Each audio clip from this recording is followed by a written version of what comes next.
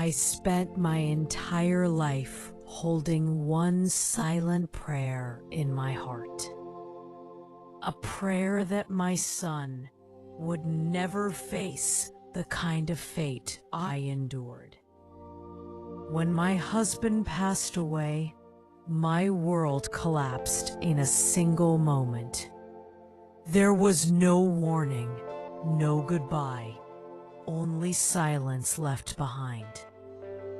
I remember standing in the doorway that night, listening to the emptiness of the house, wondering how I would survive the coming days.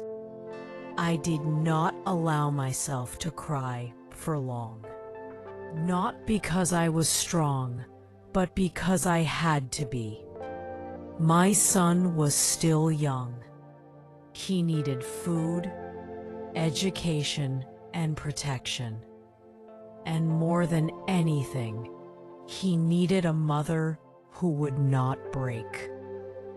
I learned how to survive quietly. I started stitching clothes late into the night. Every stitch carried a prayer. Every thread held my exhaustion. Some nights, my fingers bled, but I kept sewing. Because pain in the hands was easier than fear in the life. Part. Please. I skipped meals so my son could eat properly.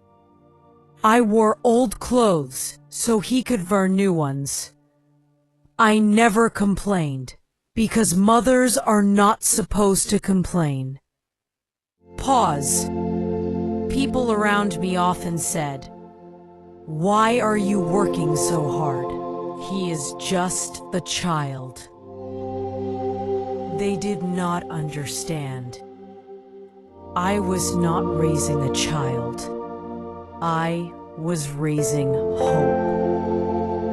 I wanted my son to walk through life with confidence, to speak without fear, to live without bowing his head in shame. When he went to school, I waited for him by the window every afternoon. No matter how tired I was, I smiled when he returned home. I listened to his stories as if they were the most important things in the world. Every success of his felt like a reward from God. Every failure felt like my own. Years passed quietly, wrapped in sacrifice. When other women rested, I worked. When others slept, I planned his future in my prayers. I never saved money for myself. Everything went toward his education, his dreams, his needs. Sometimes, late at night, I wondered if my son would ever understand the cost of my love. Then I would quickly erase the thought. Understanding was not my goal. His happiness was. As he grew older, he became my entire world. I measured time not by years, but by his achievements. The day he graduated was the first time I allowed myself to cry freely. Those tears were not of pain, but of pride. I believed that my struggles had meaning, that my sacrifices had built the future. And for a long time, I truly believed I had against fate. As my son stepped into adulthood, I watched him from a distance. Not because I felt unimportant, but because I trusted the strength I had planted within him. I had trained my heart to stay quiet, to celebrate his growth without demanding space in his future. Whenever he made decisions, I supported him silently. When he struggled, I stood behind him like a shadow, unseen but present. There were moments when loneliness visited me quietly. Late nights when the house felt too big and too empty. But I reminded myself that loneliness was a small price to pay for my child's success. I never shared my pain with him. Not when my back hurt from years of labor.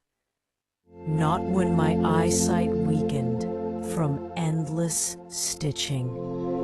And not when exhaustion became my closest companion. I believed a mother's pain should never become her child's burden. People often praised my son and said, "You raised him well."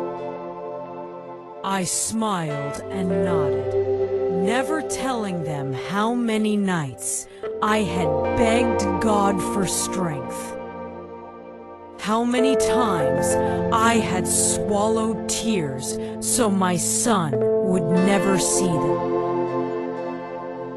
Deep down, I thought that one day, all this sacrifice would turn into love, respect, and gratitude. I believed that when my son built his own family, I would still have a place in his heart. I did not want luxury.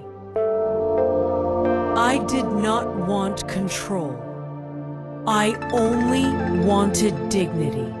I only wanted to grow old, knowing that my presence mattered, that my voice still held value, that my sacrifices were not forgotten.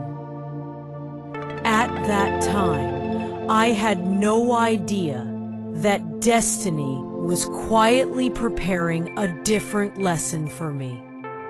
A lesson about silence, a lesson about being erased, and a lesson about how quickly love can turn into distance.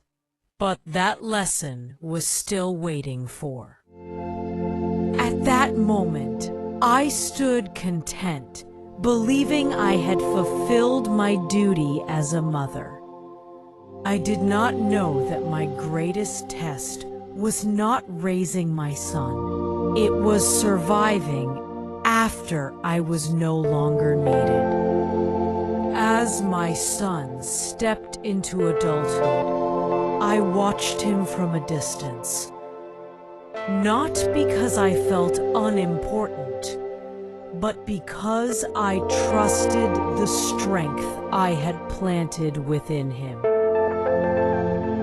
I had trained my heart to stay quiet, to celebrate his growth without demanding space in his future.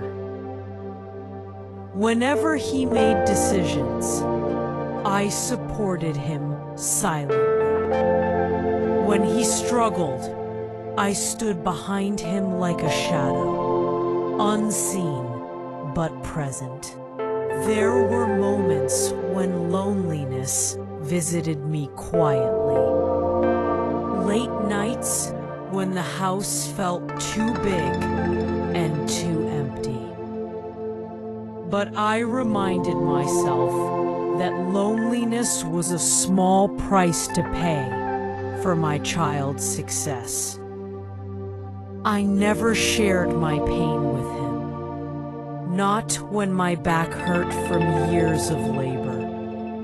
Not when my eyesight weakened from endless stitching. And not when exhaustion became my closest companion. I believed a mother's pain should never become her child's burden.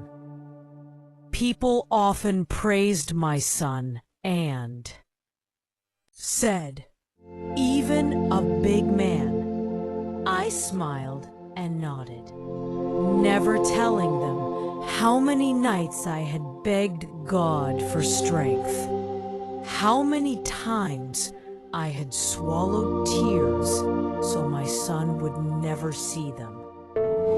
Deep down, I thought that one day all this sacrifice would turn into love, respect, and gratitude. I believed that when my son built his own family, I would still have a place in his heart. I did not want luxury.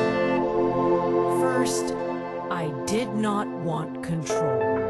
I only wanted dignity. I wanted to grow old, knowing that my presence mattered, that my voice still held value. When my son told me he wanted to get married, I smiled with a happiness I could not explain. For years, I had prayed for this moment. I wanted him to have companionship, love, and a family of his own.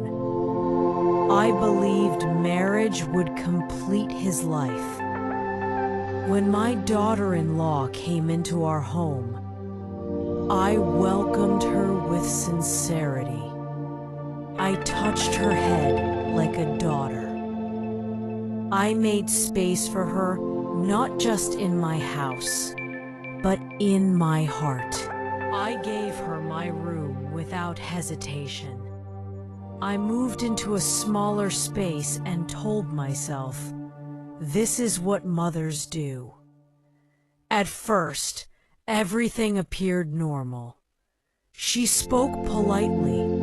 She smiled when others were watching. I convinced myself that peace had arrived. But slowly, something began to change. My words were no longer answered with respect. My presence in the room felt unwanted. My advice started sounding like interference. If I spoke, the room grew quiet. If I stayed silent, I was ignored. I noticed it first in her eyes. They no longer carried warmth. They carried impatience. Small things became issues. The way I cooked, the way I prayed, the way I spoke to my son. I reduced myself quietly. I spoke less. I asked for nothing because I did not want to be called problem in my son's new life. My son, lost between duty and affection, noticed my silence but misunderstood it. He thought I was adjusting. I was not adjusting. I was disappearing.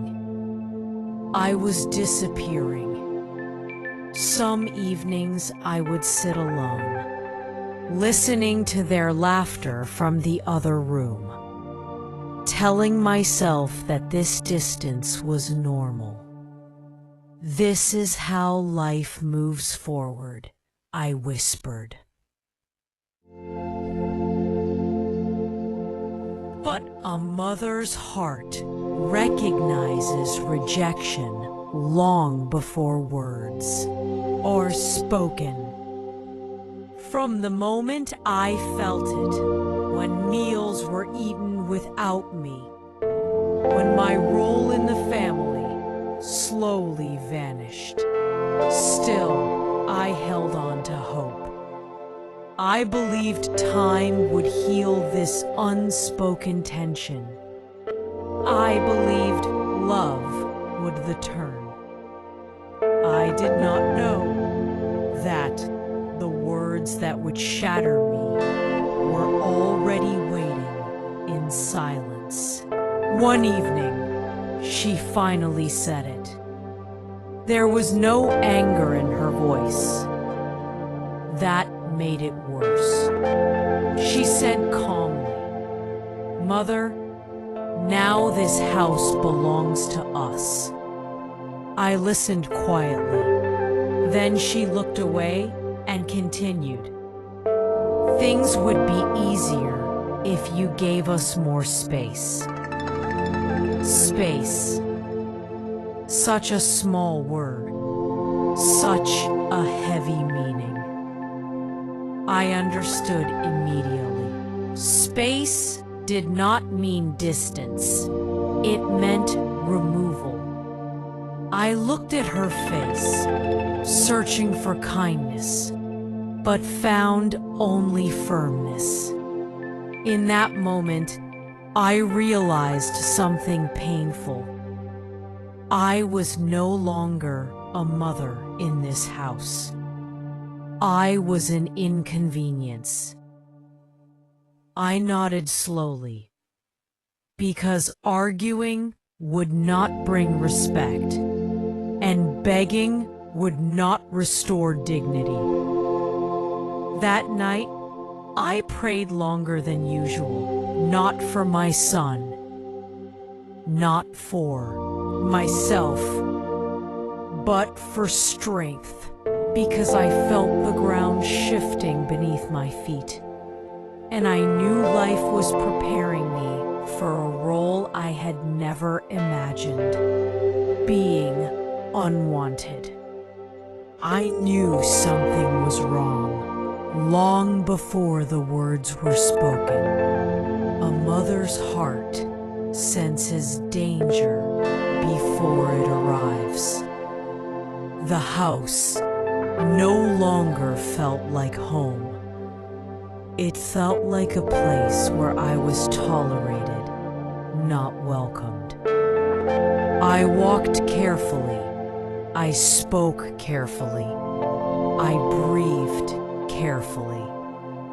Every movement felt like it needed permission. My son avoided my eyes, not because he hated me, but because he did not want to choose between comfort and conscience. I noticed how conversations stopped when I entered the room, how laughter softened into silence, how my presence became awkward.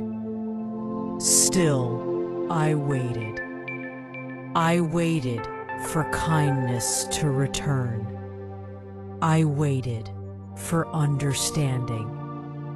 I waited for my son to remember who I was. One evening, she asked me to sit down. Her voice was calm. Too calm. That calmness scared me more than anger ever could. She folded her hands and said, "Mother, we need to talk." I nodded.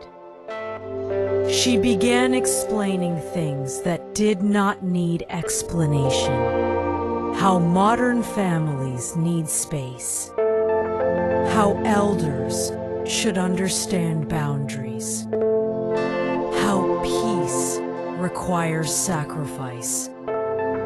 Her words were wrapped in politeness, but her meaning was sharp. She said, You have done enough for your son. Now it's time to let us live freely. I listened without interruption, because interruption would not change her decision. Then came the sentence that cracked something deep inside me. She said, quietly but firmly, "It would be better if you were no longer part of our daily life." I felt the air leave the room. I wanted to ask her what mistake I had made. I wanted to remind her of my sacrifices. I wanted to call my son and ask him to speak. Then my voice disappeared. Some pain does not create tears. It creates numbness. I looked at my son. He said nothing. And in that silence, I understood everything. That night, I did not sleep. I sat alone, replaying her words again and again.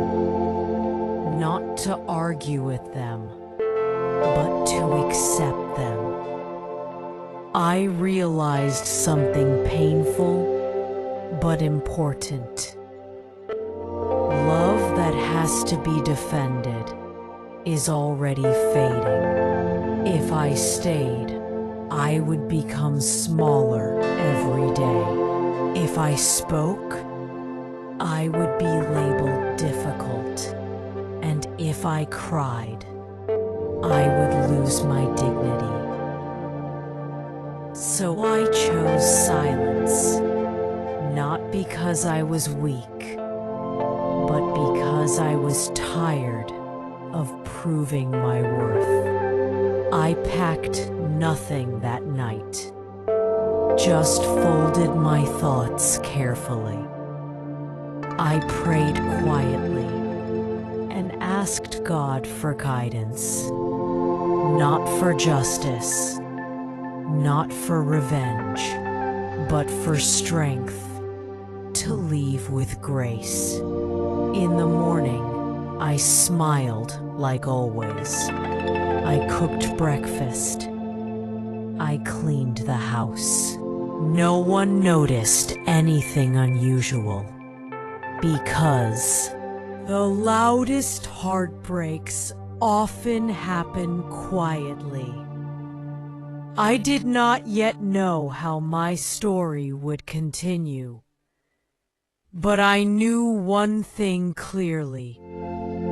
The words that tried to erase me had just awakened something powerful within me. My silence was not the end. It was the beginning. I thought I had already experienced the deepest pain a heart could hold. I was wrong. Pain does not always come directly. Sometimes it arrives through innocent voices. A few days after that conversation, life continued as if nothing had changed. The house remained the same. The people remained the same. But I was different. I became careful not to exist too loudly. I moved through the house like a shadow, trying not to disturb anyone's peace. One afternoon, my granddaughter returned home from school. She placed her bag near the door and came straight to me. Her eyes were curious. Her voice was innocent. She looked at me and asked, "Grandma, why do you live here?" The question caught me off guard. I smiled and said gently, "Because this is my home too." She tilted her head and said something that shattered the small strength I had left. "Mama says you are nobody. She says you don't matter anymore." The words fell from her lips so casually, like she was repeating the color of the sky. My heart stopped for a moment. Not because of the words themselves, but because of who spoke them. I knelt down to her level and held her hands. They were warm, trusting. I realized she did not understand pain. I smiled and said, "Sometimes people say things they don't mean." She nodded and ran off to play, unaware that she had broken something precious. I sat there long after she left, listening to the echo of that sentence. You are nobody. Every night I stayed awake sewing. Every meal I skipped. Every dream I let go. Was all of that nothing? I looked toward the window and felt something unusual. Not anger, not hatred. Clarity. If I stayed here any longer, I would slowly disappear, emotionally, mentally, and spiritually. And I could not allow that. That evening, I did not confront anyone. I did not speak to my son. I did not question my daughter-in-law. Because respect that must be demanded is already lost. I sat alone and thought deeply. I was not angry at my granddaughter. She was innocent. I was not even angry at my daughter-in-law. I was disappointed. Disappointed that the love I gave had returned as rejection. Disappointed that my silence had been mistaken for weakness. But most of all, I was disappointed in myself for staying where I was no longer valued. That night, I made a decision, a quiet one, a strong one. I would leave, not in anger, not in drama, but with dignity, because being called nobody was not the insult. Staying after hearing it would have been. I looked around the room one last time. Everything felt familiar and distant. I whispered a silent goodbye, not knowing that this choice would change everything that followed.